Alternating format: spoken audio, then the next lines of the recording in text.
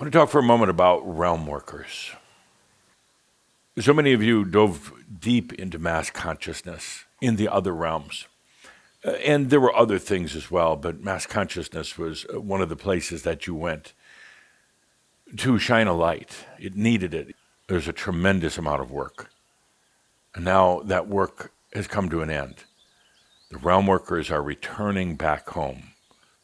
You don't have to go back in there anymore. The light has been cast. The potentials are being illuminated for humans.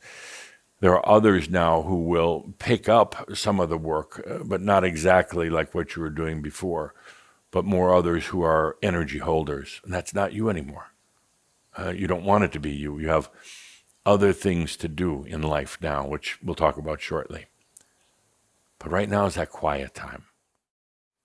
I'd like to talk now about some of the, a couple of common attributes of Shaumbra that play so much into what's going on right now.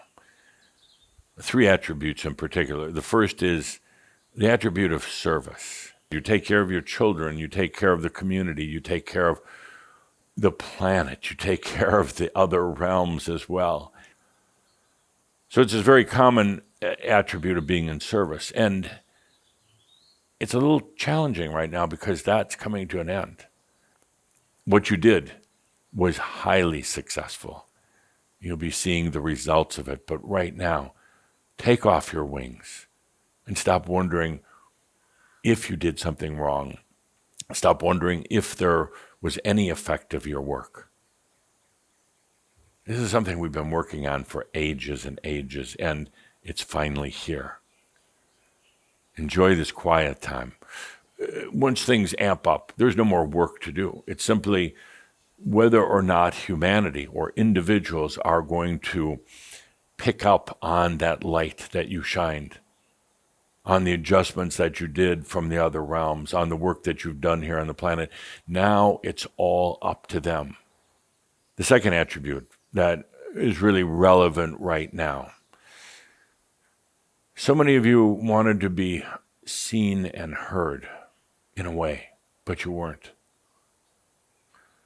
Part of it's because of past lives where you're persecuted for standing out. Whatever it was, religious or spiritual views about science, views about magic. And you were persecuted, so you learned to lay low. But partly is that you knew energetically that if you suddenly started speaking out, sharing your deep inner truths, that it would take so much energy. So you avoided being seen and being heard. That's sad. That's tough. Especially when you know inside that there's so much goodness in you. When your absolute love of yourself and others, so much goodness to be shared. And there are people now that are ready to see you. The question is, are you ready to be seen? You don't have to. You did your work. You don't have to. But perhaps now you feel like getting some of that out. The point in all this, I want to make it very, very clear. You are seen and heard. And you always have been.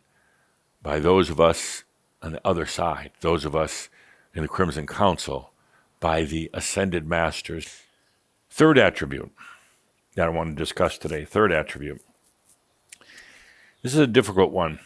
This is one that has driven many intelligent and talented humans crazy, or to drink, or both. It is a knowing that you know, but you don't know how you know. The knowingness that you've had for so very long that there is more than what you perceive with your human senses and think with your human mind. The knowingness that there is more there, but you don't know how. That perhaps was one of the very most difficult things of all. Those three attributes are so strong right now, playing such a part of your re-entry back here on the planet if you're a realm worker, if you were one of the earth workers, into your whole understanding of what can happen now. But right now is the quiet time.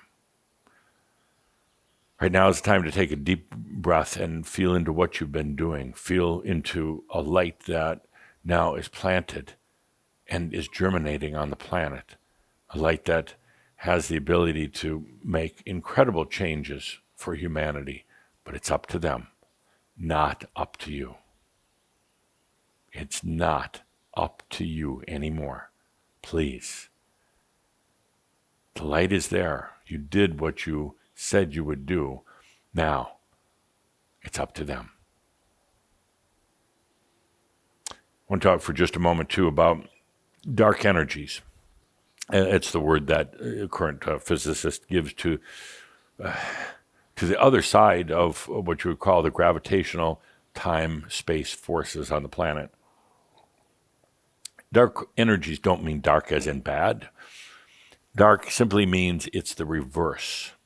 So for all the gravitational forces that hold everything into this planet, there is a dark energy, a reverse force that causes the universe to expand.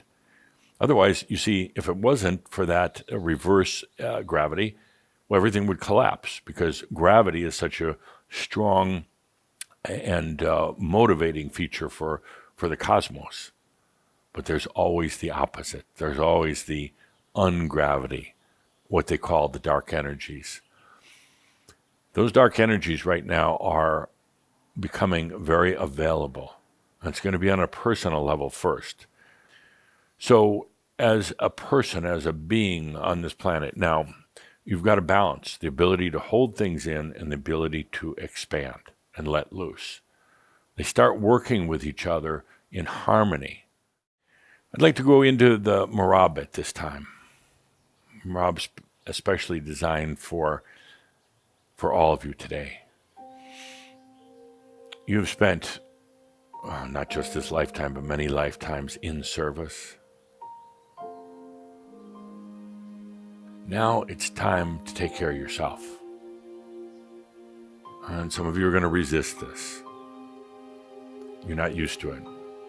It hasn't been the way you've lived your life, but I'm going to insist on it. Being selfful, taking care of you. Attend to your emotional needs, your physical needs, your intellectual needs.